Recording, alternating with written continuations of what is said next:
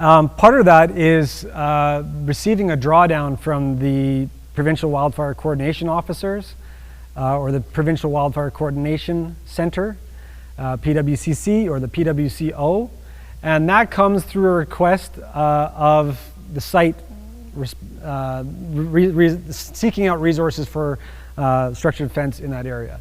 And that can come through a local emergency operations center, or it can come through BC Wildfire Service Logistics Section Chief, or it can come directly from an incident commander who's seeking resources immediately from, be it mutual aid resources or others in and around the area of the incident. But you should be coming with this drawdown. It should have a request number on it so that when you are assigned to an incident, you have documentation to verify that you've been actually seeked out to attend that incident. So then actually the staging manager that you're reporting to has some tangible documentation that you belong to this fire. And that drawdown will have a fire number on it also. The fire number starts with a letter being the fire center area, so you know exactly kind of what center is requesting you and how to report that back through invoicing purposes. But it should have information on it similar to this one. So this is a resource request number, the task number through the province. This was a resource request from an EOC from the Penticton Fire Department for myself as a, where am I going here on this one?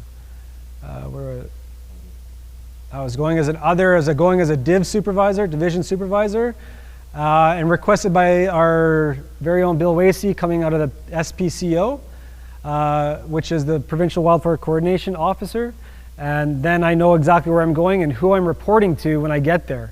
So I'm reporting to Tim Armstrong, I got a phone number, and I got exactly where I'm going for this particular event. So you show up, you'll be able to give that staging manager, the person you're reporting to, that drawdown, and you're going to get into that event. We're going to get more into this on the process of checking in later in this presentation. But all of this has been built around a three-way agreement.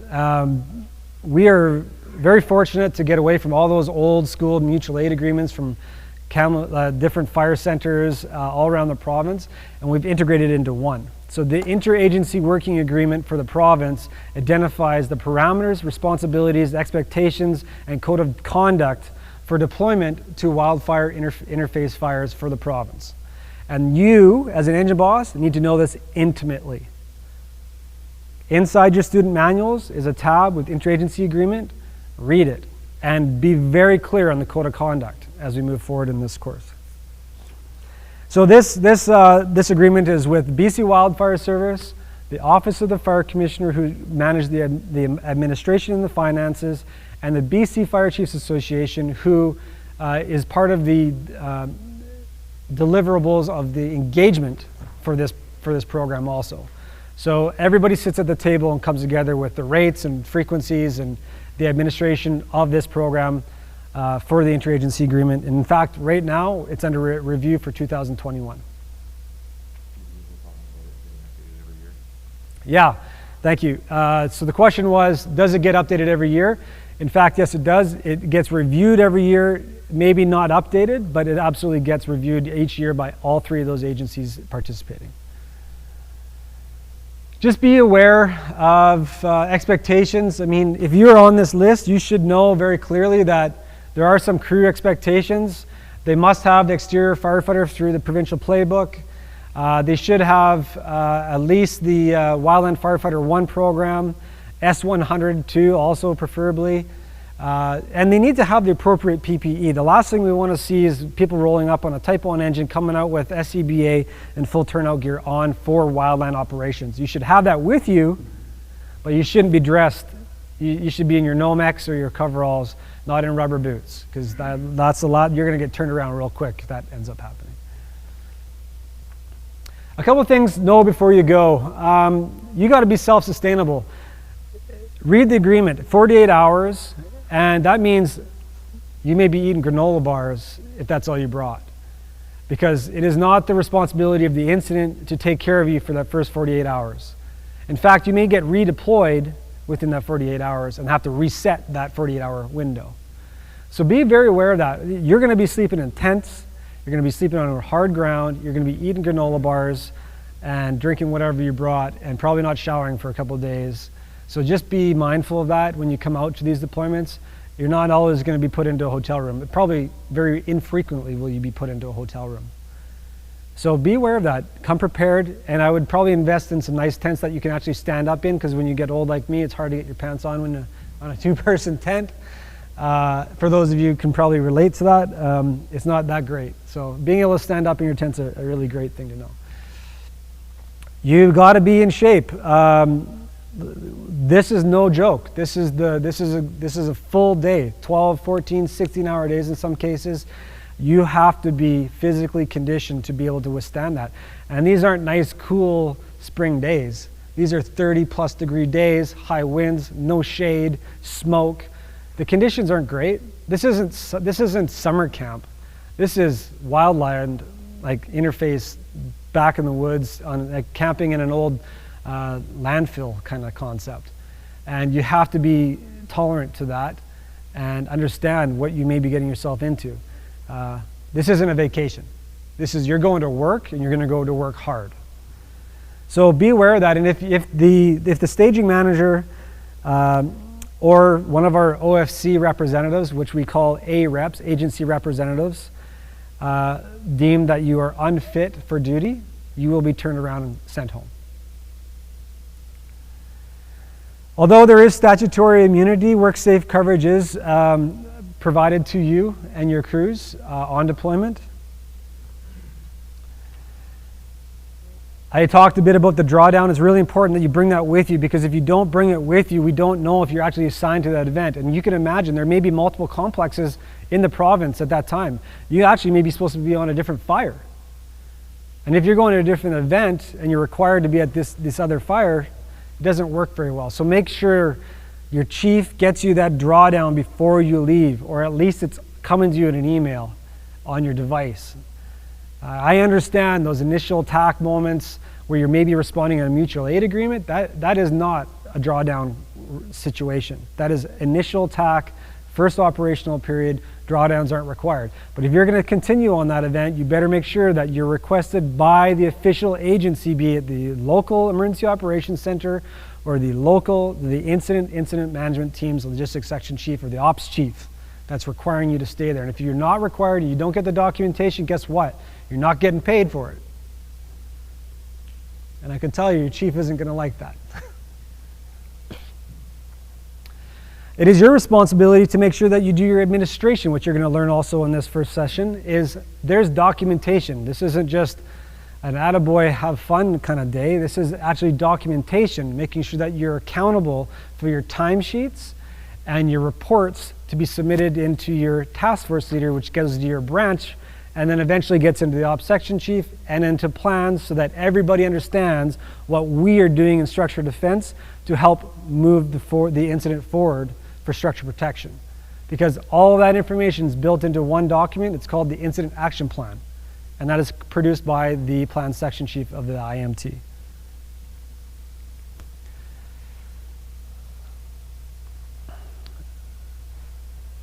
In most cases, after that initial response time, we're going to have a staging manager, or what we call in the structured defense world is a structured base manager. And because of our branch is so large, we typically have upwards of 40 to 50 to 60 fire apparatus attending to a major event, and we take a lot of space up. So we can't always integrate into a wildfire camp. We might utilize their logistics, like the kitchen, the showers, shit shower and shave basically. But we may be in a different location, geographically near the camp, but because of our size and scope, we're going to have our own staging and check-in systems that will be coordinated with the plan section chief and logistics section chief with the incident management team, so that we're all meeting the expectations of the incident commander and our check-in and demobilization processes for that event. And it can be different on each particular event, and that is the responsibility of the branch director for structural protection to coordinate that with the ops section chief. Be prepared to be out there for at least 12 days. That 14 days of deployment for travel also, so you get travel both ends. And if you're coming out, this is all very clearly written out in the interagency agreement, but here's the short end of it. You can change your crews in that 14-day period, but it's on you as the organization. It's your responsibility to swap those crews out.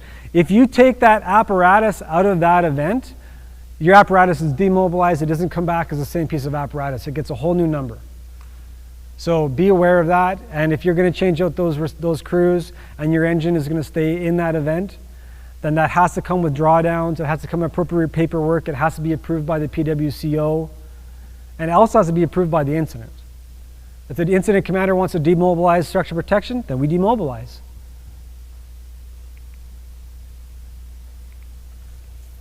Good on that, guys? Pre-deployment. Yeah, I kind of talked about this briefly. Come prepared to basically dry camp for 14 days. Lou Wild in the back here, one of our SPSs in the province, shared a story with me once where I'm not sure if you know where Telegraph Creek is, but it's a long ways north.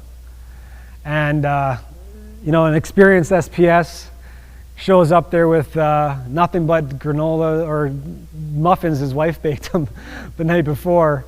And there's nothing going on up there. Telegraph is evacuated, shops are closed, hotels are shut down. And it's a hard lesson learned, and I've learned it myself. I forgot to bring a sleeping bag. I slept out in the cold in Vanderhoof. It sucked. But these are the things you want to prepare yourself for. Go dry camping for 14 days. Think about going and get your meals ready to eat that you just put water in, and that goes a long ways. Light packing, mobility, but being very well prepared. Test your communications. And the one thing I've learned over the years of my deployments is call a friend. If I know, if I know Kim's the IC up on a fire, I'm not afraid to call Kim. Most people are, but I'm not. And you know what? The one thing I do know is if I do call, he's going to answer the phone, and I'm going to say, "Hey, Kim, it's Larry. I'm coming up as a structure protection specialist, and I need to know what's going on there. Do you have maps? Where are we staying? Like, what's the camp look like?" And he's going to give me some ideas of exactly what we're going to be dealing with. That way I can better prepare. Maybe I'm going to print my own Google Earth maps because there's just no GIS system set up or plans isn't established yet. But I'm going to get the straight goods from a person I know and I can trust that is going to give me good feedback from that local. Or maybe a local resident or a local firefighter from that community like Kamloops or Eris or Joe Rich or Kelowna, right? Call your friends and make a connection. Understand what you're getting yourself into. Code of conduct. RIC is going to talk a bit about expectations in camp and on deployment, but I can tell you right now the code of conduct it's a bit of a sacred cow in this world. There's a level of professionalism that we need to meet. And I can tell you that the machine of the BC Wildfire Services is highly professional. And we as responding agents through the municipal structural world, we want to meet that same professional. I'm not saying that we're not. I'm saying we are highly professional. Let's make sure that our efforts go back into the field when we go on deployment. Like I said, this isn't vacation. We're not going to be pulling out fishing rods. We're not going to be bringing our putters to putt around the golf court when it's closed. We are there for deployment. Anymore, yeah. Yeah, I think we've covered that. We're going to talk, Brent and Chad are going to talk a lot more about, setting up your apparatus on day 2 and becoming prepared for these deployments, but getting your apparatus set up for wildfire operations is really important.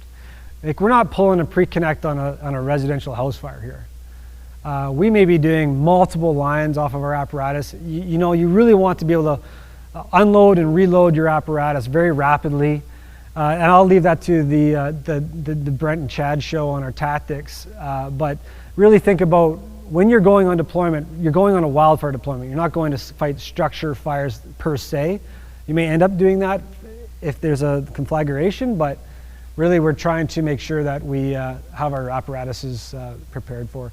Bring cash and cards from your municipality, or just document everything you spend.